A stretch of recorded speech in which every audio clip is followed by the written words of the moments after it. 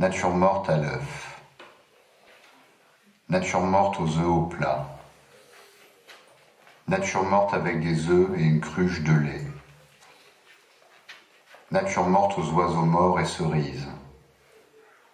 Nature morte à la pastèque. C'est un récit issu de données réelles, réparties en quinconces. Plutôt pour la collecte donc. Entre en compte aussi une part de calcul. Au commencement, il y a une série de constats, à supposer qu'il n'y en ait jamais eu. C'est aujourd'hui que ça se passe. C'est l'usage du quotidien tel qu'il nous parvient. L'envers du dehors.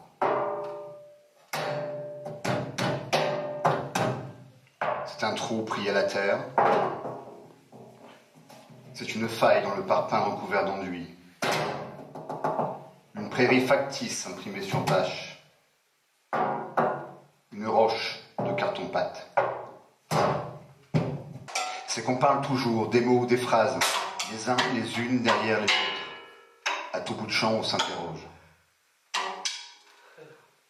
À quelle date? Alors même que nous avions tout un monde entre nos mains et qui ne tenait qu'à nous. Rien qu'à nous. Nous l'avons aboli. Nous avons ouvert nos mains qui le maintenaient, qui l'activaient. Nous les avons écartés pour ne jamais plus les refermer. Certains n'y ont pas cru, mais eux, comme nous, se sont arrêtés. À quel moment tout le monde s'est arrêté? On a laissé tomber. Il a chuté le monde entre nos mains.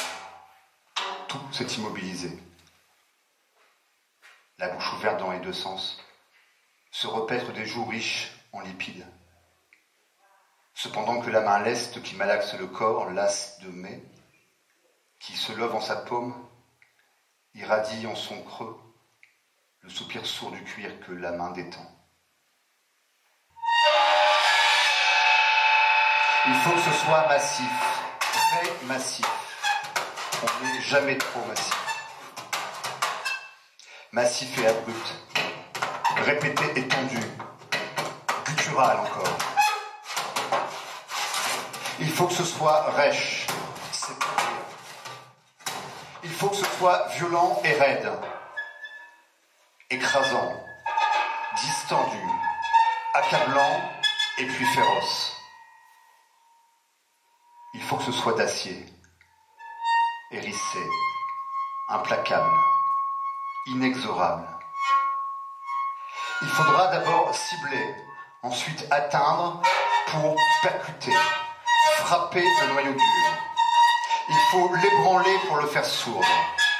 Qu'il écoule son époque qui est la nôtre, qui va la devenir sous le coup en écho, sous nos rives entêtées, sous nos hurlements, t'entends? Parce qu'il faut bien que ça sorte pour que l'air circule. Assis de fente, amère coupe, maladive humeur maternelle, désireuses mamelles de chienne mère, faisant l'offrande puante de leur laideur noire et d'abîme. D'ici, c'est une vie des rats d'épée, lestée de billes de plomb, hérissée de clous rouillés. Pissant son venin à plein pis, elle gave ses chiots du fond des chiottes. Elle a porté de se prosterner. De folles membres bordés près à l'outrage. Nos cris de chien fer, te dis-je.